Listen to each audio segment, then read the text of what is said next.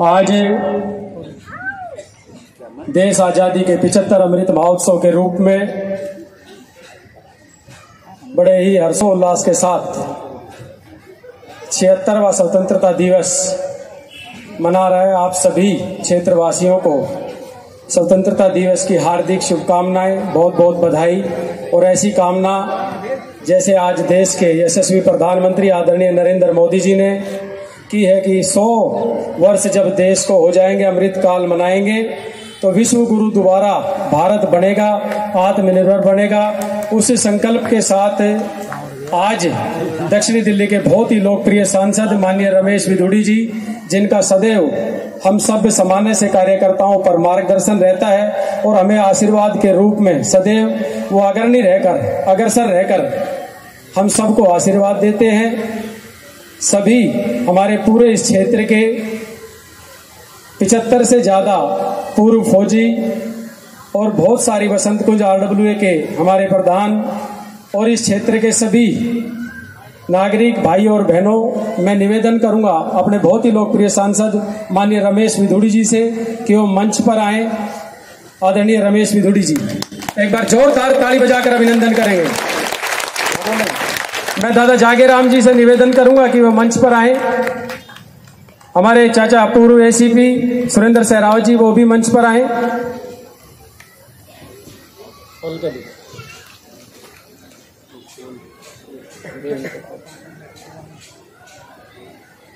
वैसे तो भाई साहब की लोकसभा है, पर फिर भी हमारे गांव में अतिथि देवो भव है और हम स्वागत की परंपरा में दादा जागेराम जी और चाचा ACP जी से निवेदन करूंगा हाथ लगाकर वो हमारे लोकप्रिय सांसद माननीय रमेश बिधूड़ी जी का स्वागत करेंगे, अभिनंदन करेंगे।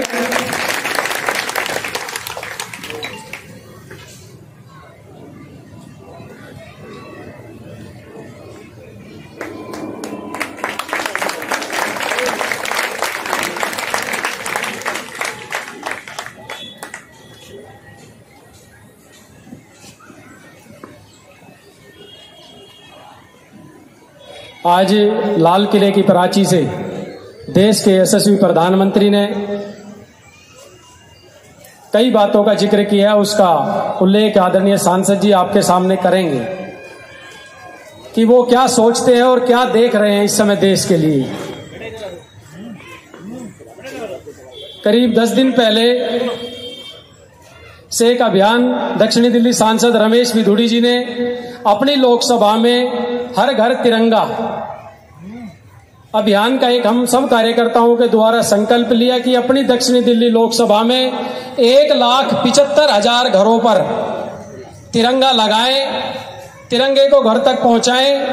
उस काम में हम सब कार्यकर्ता और बहुत सारे RWA यहाँ पर बैठी हैं और सभी समस्त देशवासियों ने उसे हमारे इस दक्षिणी दिल्ली लोकसभा के और हमारे इस जिले के कार्यकर्ताओं ने, क्षेत्रवासियों ने लगभग वो कार्य पूरा किया है और जगह जगह पर आज तिरंगा घरों पर दिख रहा है, लोगों के हाथ में दिख रहा है। जितना उत्साह आज तिरंगा को लेकर है, ये दिखाता है कि देश के यशस्वी प्रधानमंत्री जी जो आह्वान करते हैं, सारा देश और देश ही नहीं, आज आपने ध्यान किया होगा पूरा विश्व जो भारत को प्यार करता है, अलग अलग अंदाज में स्वतंत्रता दिवस मना रहा है और बहुत सारे संकल्प आज प्रधानमंत्री जी ने लिए हैं। मैं आदरणीय सांसद रमेश बिधूड़ी जी से निवेदन करूंगा कि वे हम सबको संबोधित करें। उसके बाद हमारे इस क्षेत्र के पूर्व 75 फौजियों का सम्मान आज इसी मंच पर उनके द्वारा होगा।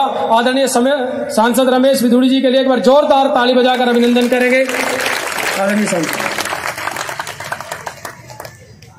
भारत माता की, भारत माता की।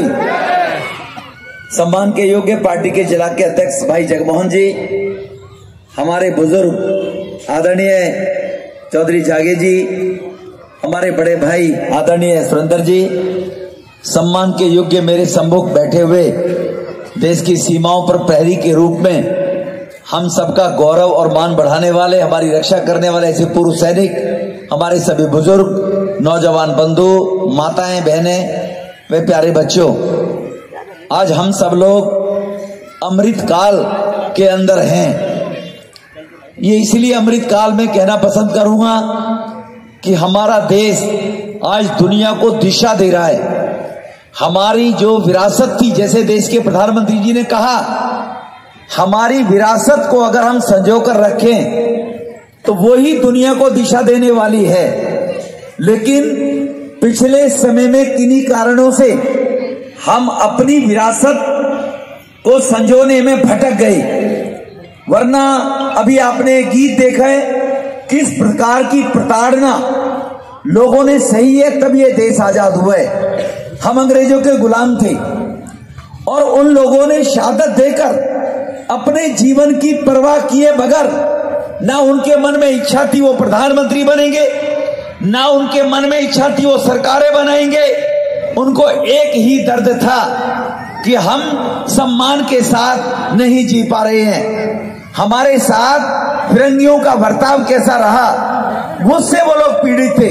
18 साल, 22 साल, 23 साल की आयु में उन नौजवानों ने संघर्ष किया और संघर्ष करने के बाद उनके मन में वही विरासत को आगे ले जाने का एक संकल्प रहा होगा। लेकिन क्या उस संकल्प को प्राप्त करने का प्रयास हुआ? जितना होना चाहिए था नहीं हो पाया। लेकिन ये हम सबके लिए स्वर्णिम काल है कि हमारे देश के प्रधानमंत्री ने उनके सपनों को पूरा करने के लिए भारत की विरासत को यथास्थिति उसी स्थान पर लाने के लिए जो पिछले 8 वर्ष में काम किए वो हम सबके सामने हैं। एक ही परिवार, एक ही खानदान, अभी जो हमारे बीच में हमारे वॉरियर्स थे उनके लिए म्यूजियम इंडिया गेट पर जो बनाया, इसी प्रकार से आज हमारे लेफ्टिनेंट गवर्नर साहब ने दिल्ली में 16 बड़े पार्क, जिनको कोई डिस्ट्रिक्ट पार्क बोल रहे हैं, जैसे में इसको मछली पार्क बोल रहे हैं, ऐसे 16 पार्कों के नाम भारत के उन वीर सपूतों के नाम रखे, जिनमें 2 हमारे बी ब्लॉक बसंत कुंज और सी ब्लॉक बसंत कुंज के 2 पार्कों के भी नाम उन भारत के वीर सपूतों, आजादी की लड़ाई लड़ने के नाम वाले के नाम से रखे हैं। आज 15 अगस्त को और दिल्ली में लगभग 100 डीडीए के पार्क ऐसे हैं। धीरे धीरे उन सभी स्वतंत्रता सेनानियों के नाम इन पार्कों के नाम से रखा जाएगा कि जो हमारे पूर्वजों ने संघर्ष किया, हम जो आजाद देश में हैं, हमको इतनी फ्रीडम मिल गई कि हम अपने ही देश के खिलाफ अनर्गल बकवास करते रहते हैं, लेकिन लोकतांत्रिक पद्धति में उनको कोई बाल बांका भी नहीं कर सकता। जिस आजादी का मखौल उड़ाने वाले कुछ लोग हैं, भारत तेरे टुकड़े होंगे के लोग भी यही इस देश में रह रहे हैं, कहीं ना कहीं उनको कोई ना कोई ऐसी कहीं ना कहीं सहायता, संरक्षण देश में रहने वाले लोगों का प्राप्त रहा है लंबे समय तक। लेकिन गरीबों की आवश्यकता की पूर्ति हो, कोरोना में देखा होगा, कोरोना के टीके लगाने की बात आई, लोगों ने कहा 2 करोड़ कहां लगेंगे। बड़े बड़े नेता, बड़े बड़े ज्ञानी लोग, दिल्ली के मुख्यमंत्री जैसे बड़े कानून के उसके इनकम टैक्स के अपने आप को कमिश्नर थे नहीं, कमिश्नर बताने वाले कहते थे 15 साल लग जाएंगे। लेकिन यही हमारे देश के वैज्ञानिकों ने, साइंटिस्टों ने मेहनत करके और 200 करोड़ लोगों को ये वैक्सीन लगाने का काम पूरा करके दिया सिर्फ 16 महीने में। हमारी प्रतिभा कितनी है, हम वसुदैव कुटुंबकम, ये हमारा मंत्र रहा है। पूरा विश्व हमारा कुटुंब है। सर्वो भवन्ति सुखिनः सर्वो सन्ते निरामया, दुनिया में सभी सुखी रहें और सभी निरोगी रहें, ये हमारी विरासत है। लेकिन हमारे ही बीच कुछ रहने वाले लोगों ने अपने निजी स्वार्थ के लिए इसको भुलाने का प्रयास किया। अब वो लौट कर आ रहा है। गरीब की आवश्यकता की पूर्ति के लिए गरीब परिवारों में 11 करोड़ टॉयलेट बना देना, 9 करोड़, हमारे देश में 27 करोड़ परिवार हैं, 9 करोड़ परिवारों को उज्ज्वला योजना से गरीब बहनों को गैस कनेक्शन देकर उनको सम्मान दे देना, ये छोटी मोटी बात नहीं है। हमारे देश में चप्पल पहनने वाले लोग आज वो जहाज में केवल 2500 रुपए टिकट लेकर और 500 किलोमीटर की यात्रा करते हैं। अब 12-14 घंटे ट्रेन में एक राज्य से दूसरे राज्य में, एक डिस्ट्रिक्ट से दूसरे डिस्ट्रिक्ट में उनको 12 घंटे जाने के धक्के नहीं खाने पड़ते, 1 घंटे में जहाज उतार देते हैं उनको। 140 नए एयरपोर्ट पिछले 8 वर्ष में बनाकर उस गरीब को सम्मान देने का काम किया है कि चप्पल पहनने वाला भी क्यों ना हवाई जहाज में चल पाए। ये जो देश की हमारी स्थिति, 7 मेडिकल कॉलेज थे, आज देश में 8 वर्ष के अंदर 22 मेडिकल कॉलेज, देश के कस्बे, छोटे से छोटे शहरों में उनको दिल्ली, मद्रास और बंबई, कलकत्ता ना भागना पड़े, ऐसे बड़े बड़े शहरों में हुआ करते थे।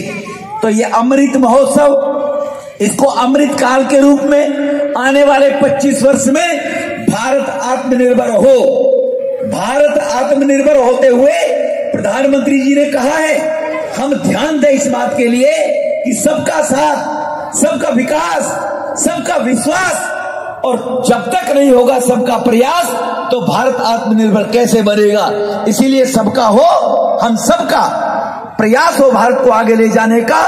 ये जो माननीय प्रधानमंत्री जी ने इच्छा आज जाहिर की है, हम यहाँ मछली पार्क के अंदर महरौली जिले के हमारे और अन्य कार्यकर्ता हैं, जगमोहन जी के नेतृत्व में संकल्प लिया। प्रधानमंत्री जी ने कहा, ये तय करे हर व्यक्ति देश का वासी कि मैं इस 15 अगस्त पे क्या करने वाला हूं। हमने जब उनके मन की बात का कार्यक्रम सुना, हमारे जिलाध्यक्ष ने सुझाव दिया, हमने तुरंत कहा हम इस अपने लोकसभा के अंदर 75वीं वर्षगांठ अमृत महोत्सव में 1,75,000 घरों के ऊपर तिरंगे झंडे लगाने का काम करेंगे। और वो लगभग हमने उस लक्ष्य को प्राप्त किया है। तिरंगा झंडा हमने लगाया है, लेकिन लोगों से अपील की, झंडे की कीमत नहीं है कि सब लोग इसका शुल्क के रूप में कुछ न कुछ दे, उस पैसे को इकट्ठा करके प्रधानमंत्री राहत कोष में पहुंचाया जाए। ऐसे मध्यम परिवार के लोग, गरीब परिवार के लोग, किडनी की प्रॉब्लम परिवार में किसी बच्चे को हो गई, किसी व्यक्ति को हो गई, कैंसर जैसी घातक बीमारी, हृदय की जैसी घातक बीमारी, वो 4-5 लाख रुपए में इलाज नहीं करवा पाता। आयुष्मान भारत योजना देश के 3 करोड़ लोगों ने लाभ उठाया, लेकिन हमारी दिल्ली उससे वंचित रह गई। दिल्ली में वो योजना लागू नहीं की है, लेकिन केजरीवाल जी ने योजना लागू नहीं की। लेकिन हम ऐसे हमारे गरीब परिवार, किसी के रिश्तेदार जानने वाले हों तो प्रधानमंत्री राहत कोष से उनको मदद कराते हैं। 1 लाख रुपए से लेकर 4.5-5 लाख रुपए तक की, और 436 लोगों को पिछले 8 वर्ष में हमने दक्षिणी दिल्ली में से लोगों को मदद कराई है।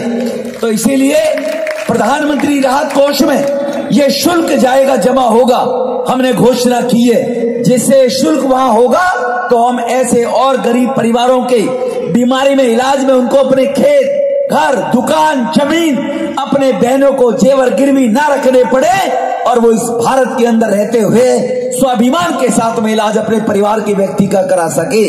ये सोचकर ये हमने संकल्प लिया है। और हमारे दिल्ली के अंदर, दक्षिणी दिल्ली में जब कार्यकर्ताओं की रिपोर्टिंग आई, 12 से लेकर 14 तारीख शाम तक हमने जब ये काम किया है, तो किसी भी देशवासी ने ये नहीं कहा कि हम शुल्क नहीं देंगे। किसी भी दक्षिणी दिल्ली वासी ने आगे बढ़ के लोगों ने कहा, हमारे मन से, विचार से, जिनके विचार मेल नहीं खाते हो, उन्होंने किसी इक्के दुक्के ने हमारे कार्यकर्ता से जरूर तंज कसा कि क्या यहां भी बीजेपी वाले व्यापार कर रहे हैं, झंडे पर भी बीजेपी वाले पैसे ले रहे हैं। लेकिन उस झंडे की कीमत 45 रुपए थी, डंडे समेत, झंडा, डंडा, रस्सी, और शुल्क रखा था केवल 20 से 30 रुपए। किसी की इच्छा हो 30 रुपए, किसी की इच्छा हो 20 रुपए वो शुल्क दे। तो अधिकतर 90% लोगों ने वो शुल्क दिया है। इसके लिए मैं धन्यवाद करता हूं दक्षिणी दिल्ली के सभी नागरिकों, उनको, बहनों, भाइयों को, कि वो पैसा हम कल तक कलेक्शन हो जाएगी हमारे पास, प्रधानमंत्री राहत कोष में जमा कराएंगे, हम उसको सोशल मीडिया पर डालेंगे, और जिन जिन परिवारों ने दिया है उनका पत्र लिखकर हम धन्यवाद भी करेंगे कि आपका बहुत बहुत धन्यवाद। देश के और गरीब के उन्नति के लिए आपने अपनी खून पसीने की कमाई से सहयोग दिया है। उसी प्रकार से आज यहाँ पर जैसे पार्कों के नाम का नामकरण हुआ है, जगमोहन जी के प्रयास से हमारे ऐसे 75 ऐसे पूर्व सैनिक, उनका सम्मान किया जाएगा, जिससे उनको ये गौरवान्वित अपने आप को महसूस करें। तिरंगे लगाने का कारण भी यही था कि वो आजादी के वीर सपूत जो लोग आज ऊपर, उनकी आत्माएं देखती होंगी कि हम इस भारत को किस प्रकार से आजाद करके लाए थे। हम तो इनको कहकर आए थे कि इस देश को रखना मेरे बच्चों संभाल के, हम लाए हैं तूफान से किश्ती निकाल के। यूं कहकर वो गए थे, तो आज वो प्रफुल्लित हो रहे होंगे जब उनकी आत्माएं देखती होंगी कि हर घर के ऊपर तिरंगा है, कि जिस तिरंगे के लिए हमने जीवन दिया, आज वो तिरंगा देश के 125 करोड़ लोगों ने हमारे सम्मान में अपनी सर के ऊपर बिठा रखा है। ये उनका सम्मान है। वो लाखों सैनिक जिन्होंने परवाह नहीं करते, घर में बूढ़े माँ बाप हैं, घर में जवान बहन है, उसकी शादी कौन करेगा ये परवाह नहीं करते, लेकिन तपती दोपहरी में, कड़कड़ाती सर्दी में हम 125 करोड़ लोगों की रक्षा के लिए देश की सीमाओं पर वो लगे रहते हैं। अब उनको भी उन्होंने अगर ये सीन देखा होगा भारत का तिरंगों का, जो प्रधानमंत्री ने कहा हर घर पर तिरंगा, तो वो भी अब आज फूले नहीं समा रहे होंगे सैनिक कि 125 करोड़ लोग हमारे साथ खड़े हुए हैं, चाहे पुलिस के रूप में हो, चाहे सेना के रूप में हो, पैरामिलिट्री फोर्स के रूप में हो, जो भी इस देश की रक्षा के लिए सेवा करते हैं, उन लोगों के सम्मान के लिए हमारे देश के प्रधानमंत्री ने संकल्प लिया।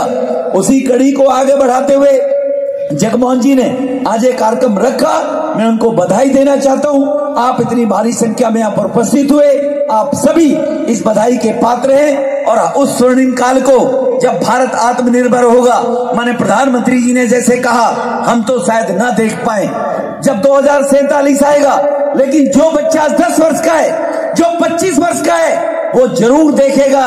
और इस बात के लिए वो सौभाग्यशाली अपने आप को मानेगा कि हमारे पूर्वजों ने हमारी धरोहर को संभालते हुए हमें जो सुरक्षित देकर गए थे, आज हमारा देश विश्व गुरु के रूप में दुनिया की सबसे बड़ी ताकत आत्मनिर्भर भारत के रूप में है। उनको ये सौभाग्य जरूर प्राप्त होगा।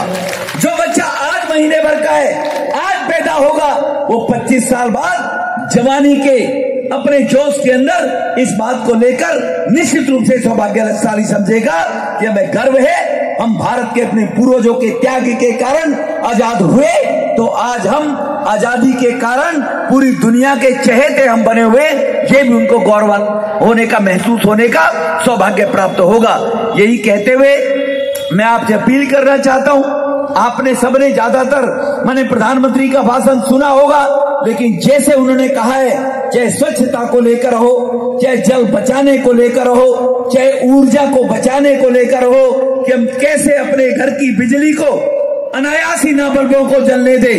पैसा हमारे पास हो सकता है, लेकिन ऊर्जा की हम रक्षा करेंगे तो हमें बाहर से कोई भी ऐसी चीज इंपोर्ट करने की आवश्यकता नहीं पड़ेगी। हम अगर एक एक बूंद पानी को बचाएंगे तो आने वाले दुनिया आने वाले समय के अंदर पानी की क्या कीमत है, हम उसकी महत्व को समझते हुए आने वाली जनरेशन को सुख का एहसास कराने का काम करेंगे।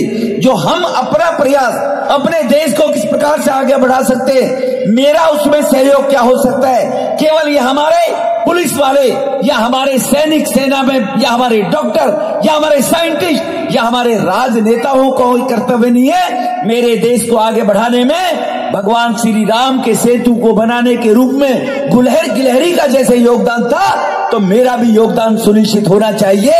केवल व्यवस्था में लगे रहने वाले लोगों की जिम्मेवारी नहीं है, मेरी भी जिम्मेवारी बनती है कि किस क्षेत्र में मैं देश को आगे बढ़ाने के लिए किस क्षेत्र में मैं आगे उनकी सहायता कर रहा हूं। ये सौभाग्य अपने आप संकल्प के रूप में प्राप्त करें। आज इस अमृत महोत्सव में मैं क्षमा चाहता हूं, आप रंगारंग कार्यक्रम देख रहे थे, मैं कुछ ज्यादा बोल गया, आपकी ज्यादा संख्या देखकर कि ज्यादा तक मैं अपनी बात पहुंचाऊं। जो प्रधानमंत्री जी का लोग देशवासियों से उम्मीद है, उसको करने के लिए आपने मुझे पूर्वक सुना।